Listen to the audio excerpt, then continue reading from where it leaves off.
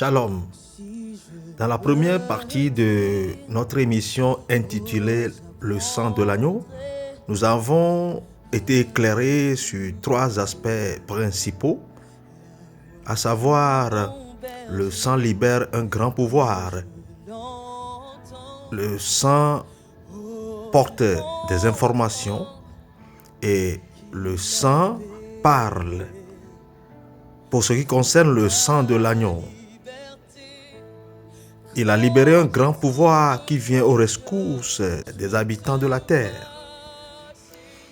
Son sang parle auprès du Père et c'est ce sang qui nous réconcilie avec Dieu. Ce sang porte les informations et c'est ce sang qui s'est chargé de toutes les malédictions de la terre, de tous nos péchés, afin que nous soyons vus justes devant le Père. Suivons plutôt la suite. Soyez bénis. Amen. Voyons voir quelques exemples concrets de l'héritage du péché par le sang. Genèse 3, versets 11 et 12. L'Éternel Dieu dit, qui t'a appris que tu es nu? Est-ce que tu as mangé de l'arbre dont je t'avais défendu de manger? Verset 12. L'homme répondit, la femme que tu as mise auprès de moi m'a donné de l'arbre et j'en ai mangé. On voit Adam en train de rejeter la faute sur quelqu'un d'autre. Le refus de reconnaître ses erreurs est manifeste dans la vie de Adam. Voyons voir ce qui s'est passé avec Abel et Caïn. Nous sommes dans Genèse chapitre 4, verset 9. L'Éternel dit à Caïn, où est ton frère Abel? Il répondit, je ne sais pas. Suis-je le gardien de mon frère? On voit le même esprit, le rejet de la faute sur quelqu'un d'autre, ou du moins c'est le refus de reconnaître ses erreurs, sa faute, son péché est évident et c'est un héritage que Caïn a reçu de ses parents, Adam et Ève. Genèse 26, au premier verset. À cette époque-là, il y a de nouveau une famine dans le pays, comme naguère au temps d'Abraham. Alors Isaac se rendit à Guérar chez Abimelech, roi des Philistins. Ensuite, dans Genèse 12, du verset 10 en allant, on verra que Isaac a cherché à aller en Égypte, exactement comme son père. Je prie maintenant que le sang de l'agneau annule toute famine dans ta vie et surtout toutes les famines que tu as vécues et qui cherchent maintenant à se reproduire dans la vie de tes enfants sont annulées par la puissance du sang de l'agneau au nom de Jésus-Christ de Nazareth. Comment se fait-il qu'il y ait eu une famine au temps d'Abraham et au temps de son fils, il y a eu encore une famine? Et étonnamment, Isaac adoptait les mêmes attitudes que son père. Il partit au pays d'Abimelech, chez les Philistins, ce que son père avait fait. Et quand on lui posa la question concernant sa femme, Abraham avait menti en disant que c'était sa sœur. Et quand on a posé la question à Isaac, qui est cette belle femme à côté de toi, Isaac a menti en disant que Rebecca est sa sœur. Le même mensonge, les mêmes circonstances. Que toutes les circonstances négatives que tes parents ont vécues et qui maintenant cherchent à se reproduire dans ta vie soient annulées au nom de Jésus-Christ de Nazareth. Jacob a menti à son père, Isaac. pour obtenir la bénédiction qui devait revenir à son frère Ésaü. La Bible nous dit que ces enfants ont hérité du mensonge. Ils ont vendu leur frère Joseph et ils ont menti à leur père sans état d'âme pendant plusieurs années. David a commis l'adultère avec la femme d'Uri, un officier de l'armée.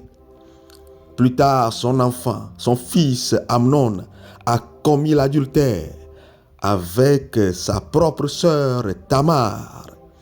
C'est pour cela que je le répète une deuxième fois, que bien-aimés, faisons attention aux actes que nous posons.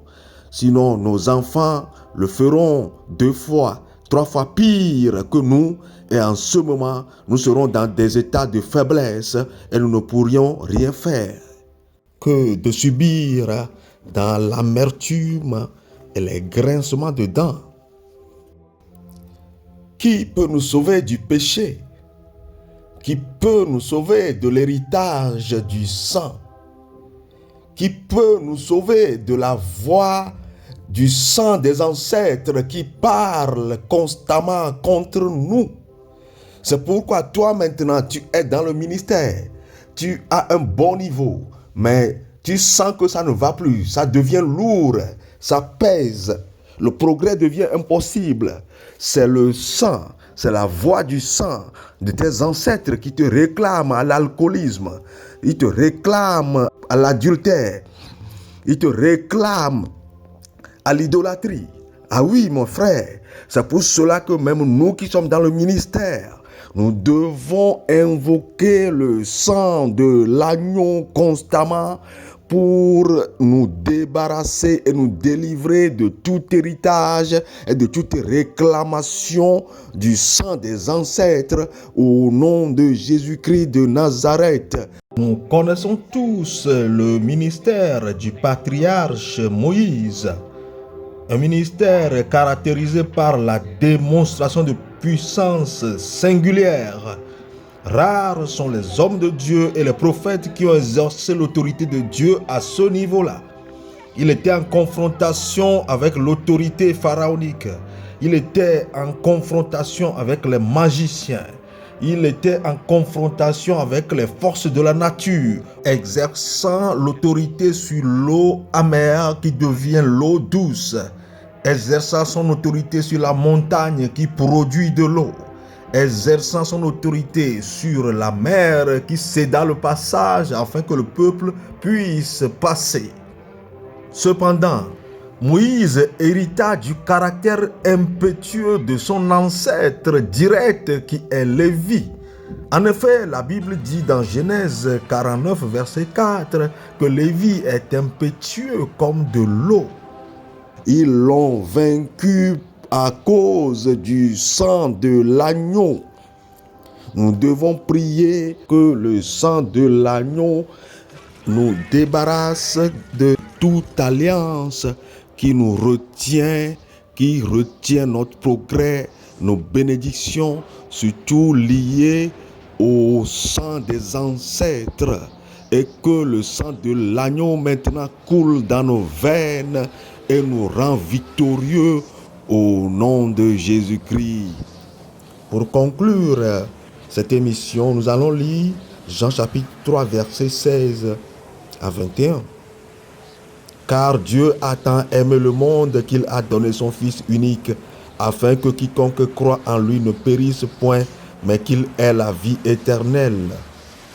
Dieu, en effet, n'a pas envoyé son Fils dans le monde pour qu'il juge le monde, mais pour que le monde soit sauvé par lui. Celui qui croit en lui n'est point jugé, mais celui qui ne croit pas est déjà jugé, parce qu'il n'a pas cru au nom du Fils unique de Dieu. Et ce jugement, c'est que la lumière étant venue dans le monde, les hommes ont préféré les ténèbres à la lumière parce que leurs œuvres étaient mauvaises.